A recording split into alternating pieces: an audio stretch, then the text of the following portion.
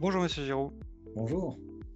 Alors du coup, on se retrouve aujourd'hui pour parler de mon parcours d'économie d'énergie qui est proposé par le CEDER, car le CEDER et Aderlora ont fait le choix de traiter un partenariat ensemble pour proposer aux adhérents drômois d'Aderlora justement ce dispositif.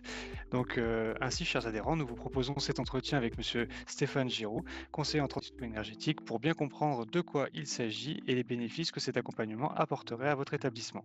Alors, le CEDER, c'est le Centre pour l'environnement et le développement des énergies renouvelables.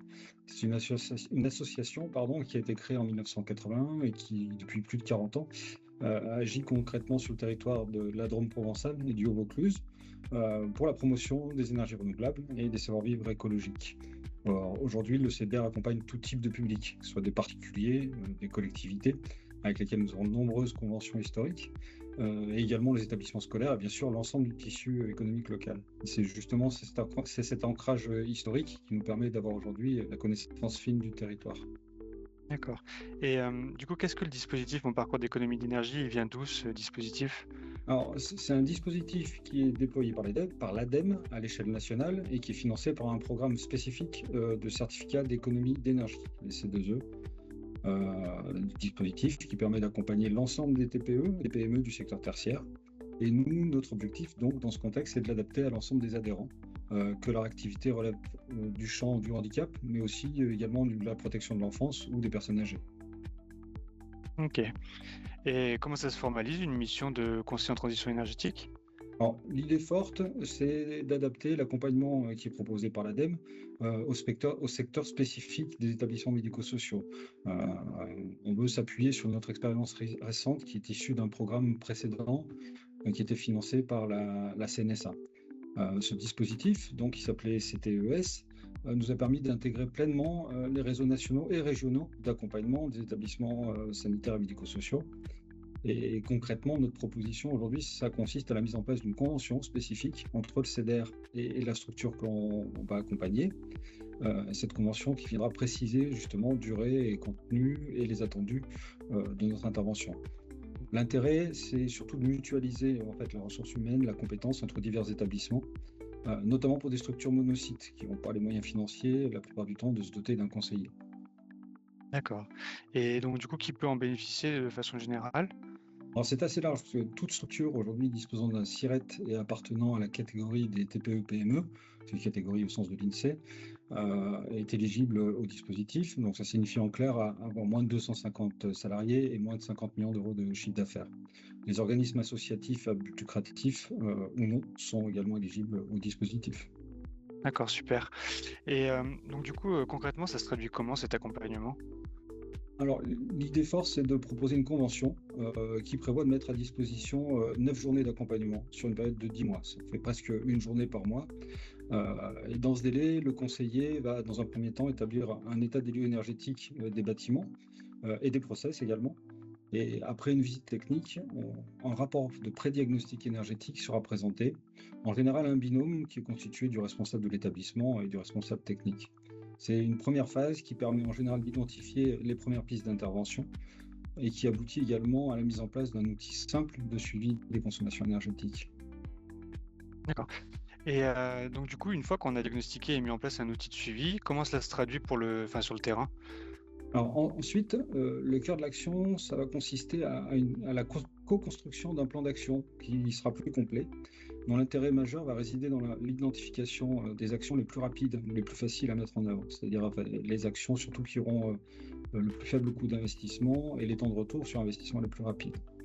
Alors, encore une fois, le fait de co-construire ce plan d'action, ça va permettre à l'établissement de garder la main et d'effectuer ses propres choix, mais de manière éclairée, par un spécialiste qui a la connaissance des établissements médico-sociaux. Un outil de suivi à la mise en œuvre du plan d'action est également mis à disposition. L'idée générale à retenir se décline en deux points. En fait, le premier point, c'est l'objectif premier, c'est rendre autonome l'établissement et ne pas se substituer à sa démarche sur ces questions d'énergie et l'aider à réaliser des économies d'énergie et financières pour qu'il puisse se projeter si nécessaire vers des investissements futurs. L'établissement conserve à tout moment la maîtrise totale du rythme de la mise en œuvre des actions selon ses capacités et ses envies.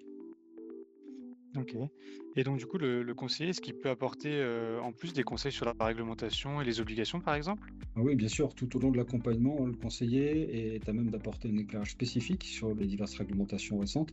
Donc ça peut être le décret tertiaire, les déclarations opérates, ou encore le décret BACS, également les obligations en lien avec la qualité de l'air intérieur, mais également les sujets de solarisation des toitures et des parkings.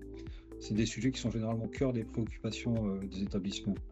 Et au travers d'un accompagnement qui est plutôt court, les sujets techniques très variés mais à fort impact peuvent être abordés de cette manière. Entendu.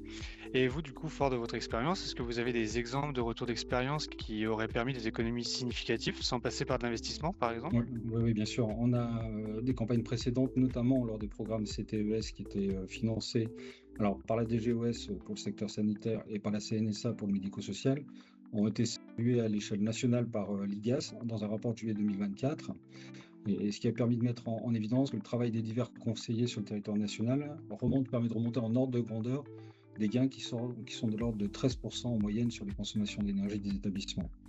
Côté financier, évidemment, tout dépend de la qualité des contrats de fourniture d'énergie qui sont en place au préalable et des actions qui auraient déjà été réalisées.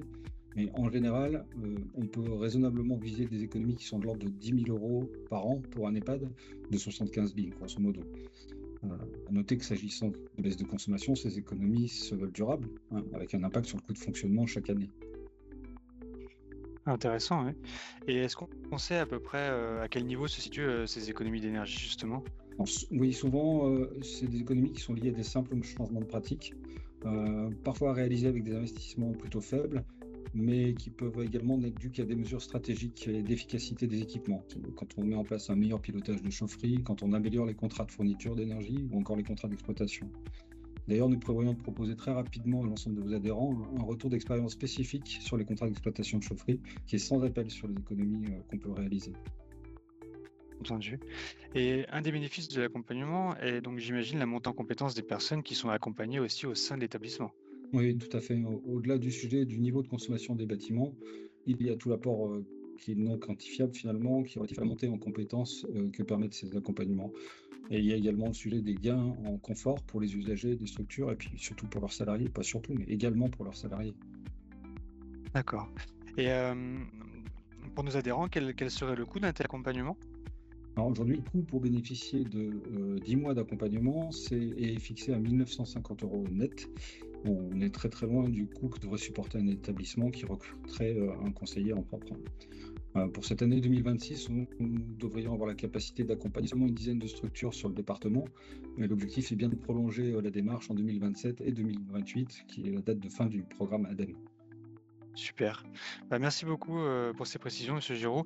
Donc, si vous êtes adhérent à Aderlora et que vous souhaitez, en savoir plus sur cet accompagnement, n'hésitez pas à me contacter directement en écrivant à abouchand, bouchand @adher.fr et je pourrais vous mettre directement en contact avec monsieur Giraud, pour une présentation plus détaillée et individualisée de cet accompagnement. Merci beaucoup, monsieur Giraud. Merci.